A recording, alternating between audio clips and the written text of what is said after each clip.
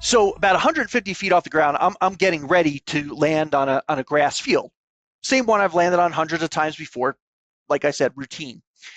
And so I get hit by that wind, and I'm shaken up, and I'm kind of looking around and trying to figure out what just happened. And you're kind of like, oh, that was the wind, and I speed up. So I'm trying to get a sense of exactly where I am on that field. So 150 feet is about 5 seconds before you land, and you're not coming straight down. You're going at a forward speed, and in front of me is the field, but then there's like a cattle fence. It's like a wire fence with 3 strands. And then behind that are a row of airplane hangars. So it's pretty wide, right to left. And they're big metal buildings, like 20 feet high, I guess, 25 feet high or so.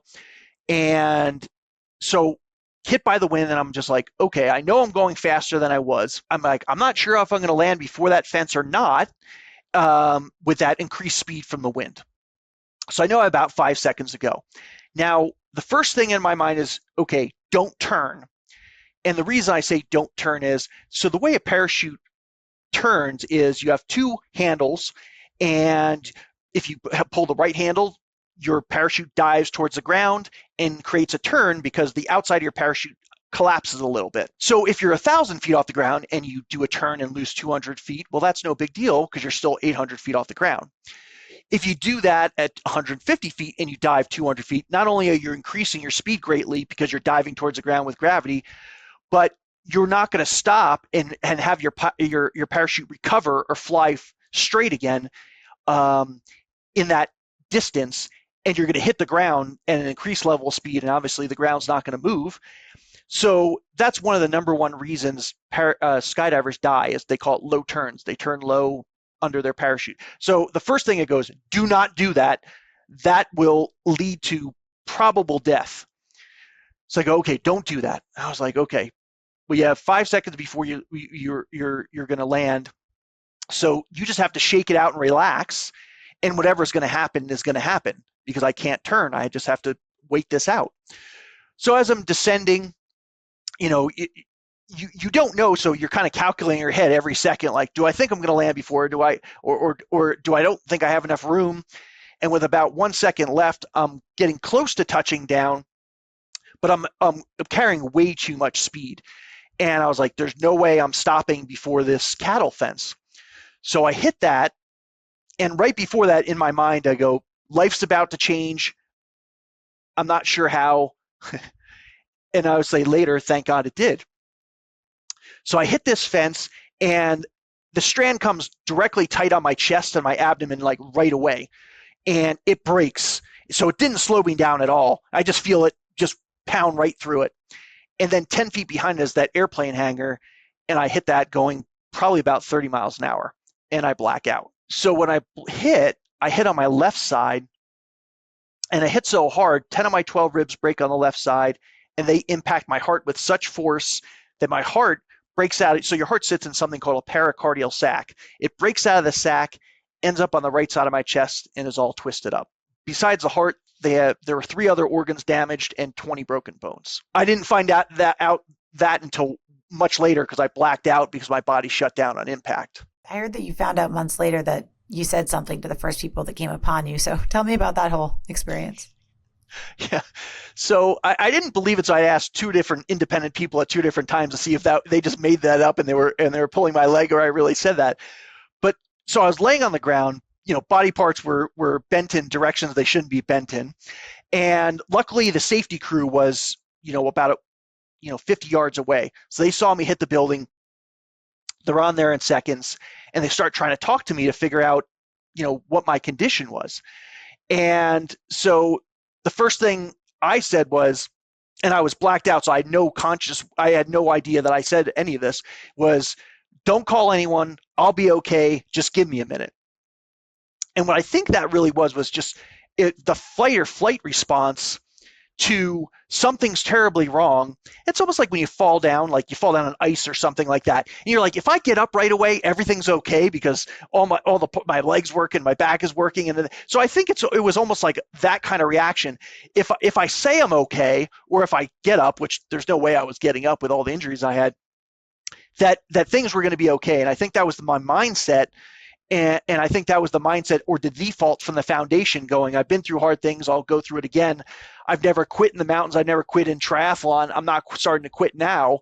But I didn't consciously think that. I was out, but that's my body just instantly took over and started fighting.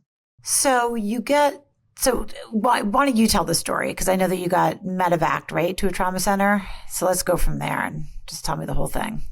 Right. So they called 911. Luckily, the fire chief was luckily like a mile away at the time. So he's on the scene within a couple of minutes.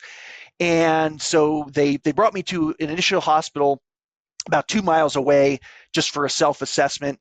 And they called in the Flight for Life helicopter right away because they knew it was a small community hospital. I guess they didn't have the facilities or the technology or everything to do the surgery they needed to do. So yeah, they Flight for Life me 50 miles away to a level 1 trauma center that takes care of the worst kind of accident victims. They have 2 helicopters on standby at all times because I've been there since then, and so they take horrible trauma victims to that hospital. And the doctor who did my heart surgery later tells my family that no doctor in that hospital had ever performed a surgery, that heart surgery they performed on me before, because no one ever makes it alive. They said when your heart moves from one side of your chest to the other, it's instant death. Things rip apart. It's like they're like, you're dead on the field. We can't figure out how you made it off the field, how you made it to the helicopter ride, or how you made it through the surgery. And the doctor said, I knew how to do it because of my textbooks in medical school, but this is the first time I had done it. So they couldn't figure out how I lived to make it to the hospital for the surgery. And that's really when this took me a while to sink in, but later, when you're going through something for the first time, you have nothing to compare it to. When the doctor tells you there's no way you should be alive and what happened to you, it kind of sinks into as like, wow, this is beyond, an amazing miracle, because they can't figure out how I'm alive, because they would ask my family and my friends when I was in a coma for 8 days. So they would ask them like, well, what does he do? And what does, we can't figure out how he's alive, and tell us more about him and what he does in his hobby times and with triathlons and climbing mountains and things like that, to try to piece together, how my bones didn't just, go through my heart and kill me that way. And they had a hard time trying to figure that out. But yeah, so for 3 days, they don't close up my chest because they saw it through my sternum. And then besides that, lungs were collapsed, spleen was lacerated, colon had to be put back into place, diaphragm was ruptured.